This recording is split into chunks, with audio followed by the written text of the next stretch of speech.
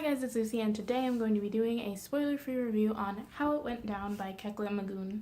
In this book, a black boy by the name of Tariq Johnson is shot by a white man named Jack Franklin, and this book follows aftermath of his death, the implications that he was shot by a white man, and the surroundings of the shooting are very unclear as to exactly why he shot him. Jack Franklin claims it's in self-defense, and the book discusses what actually happened, what other people think it's happened. It's told from many points of view. I don't remember exactly how many, but it's a lot. It's more than 10.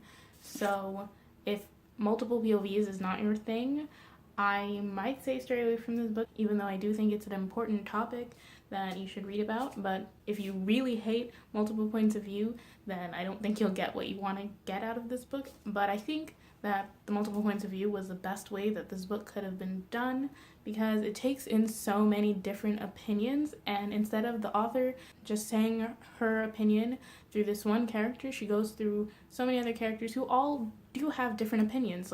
There's characters in here who didn't even like Tariq, and some characters even think he got what he deserved. There's just so many points of view in here, which I think is really important. That's one of the aspects of the book that I actually really liked. I wasn't sure I was going to feel about it, but I do think it was done well. I think that was really important. I think the topics discussed in this book are very important, and I do think this is 100% worth a read. I gave it 4 stars. I also think that anyone who's looking forward to the book The Hate You Give, which is probably out by now by the time that this review is going up, maybe read this first, because this has been out for a couple of years and it has a similar premise of a black teenager getting shot by a white man. And yeah, so definitely recommend if you're interested in that book. I can't say that these are super similar or one is better than the other because I haven't read that one. Some other things that I liked about it is I already talked about the multiple points of view, but I can't express how much I appreciate it, because I think that there are so many ways that this book could have gone badly, and I think the multiple points of view really helps it go in the right direction for me. Also, this book's discussion sort of a little, I think, mirrors the Trayvon Martin case. I'm not 100% familiar with that case because I didn't read the court transcripts or anything like that, but it is similar in that he gets shot by a white man who thinks he's protecting someone because they think that he has a gun, when other people who were there say that it was not a gun and they could not find a gun on him when they found his body, or when they searched his body, I should say. Another thing I appreciated is how this book ended. I think that a lot of people may not like how it ended, but I think it very closely mirrors real life, and I appreciated the honesty it had. The writing I thought was very good. I didn't think it was particularly amazing. It wasn't super lyrical or anything, but I thought what's interesting is the choice the author made, 2 choices the author made. One is that one of the characters in here is Tariq's little sister, and she's implied to have some kind of mental handicap. I'm not sure if that's the correct term, but that's the only one I could find. Her chapters are kind of told in a little different way. It's more like verse instead of prose, which I appreciated, and you can really get a feel for her character. She's one of the characters you get to know better. I also think it was an interesting choice for the author not to include Jack Franklin, who was the shooter. His point of view was not included in here. This book also did kind of an examination of how the victim in these situations can be villainized. There's talk of how he could have been in a gang and he was a violent person and blah blah blah, and that he stole from a convenience store. And I like how this examination was in here. I appreciate it because it happens a lot, and kind of the point of this story, I feel is that it doesn't matter what he did. This is not the treatment he deserved. The punishment for stealing a Snickers bar is not death.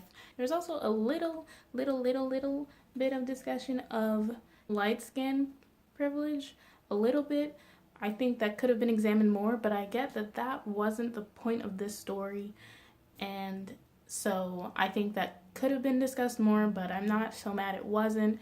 The number one thing I most appreciate about this book is how human it made Tariq and all the other characters. It showed every aspect of him through the eyes of all these people. As I mentioned before, some of the characters didn't even like him, some of them loved him, and you can see how they viewed him and how he just was a person. He wasn't perfect, but he wasn't evil either. And I really appreciated that. So there are many things in this book that I really appreciated. Again, I really do recommend it, especially if you've never read a book like this. Also, I forgot to mention at the beginning that I guess this book is own voices because many of the characters are Black women and the author is a Black woman. Two things that I didn't really like about this book that kind of bothered me. There is a character in here who's kind of mirrors Reverend Al Sharpton. If you don't know who that is, then you can look it up, but there is like a Reverend character in here. There is a, I feel like, unnecessary, unneeded romance between him and another character, which I really did not like at all. I thought it was really weird and completely unnecessary. It had nothing to do with the story. I don't really know how it added to either of the characters. And also I felt like some of the point of views in this book were a lot less fleshed out than others. Some of them were just there for like 1 or 2 chapters, and it's hard to get to know people because each person gets like 2 pages and then it moves on to a different point of view. And I understand why she chose to do that, and I think it was done well. It did get a little bit annoying at times, and it was a little bit confusing at the beginning. So those are my spoiler-free thoughts on this book. I once again recommend it. I've said it like 3 times in this video. I hope you're able to pick it up. If you have any thoughts on this book, please be sure to leave a comment down below. If you have any thoughts about like anything that's been going on, I guess, that has to do with this, then you're also welcome to leave it down below. If you like this video, please be sure to give it a thumbs up. If you haven't already, please be sure to subscribe to my channel because I make more videos where I talk about books. Again, thank you so much for watching. I'll see you in my next video. Bye!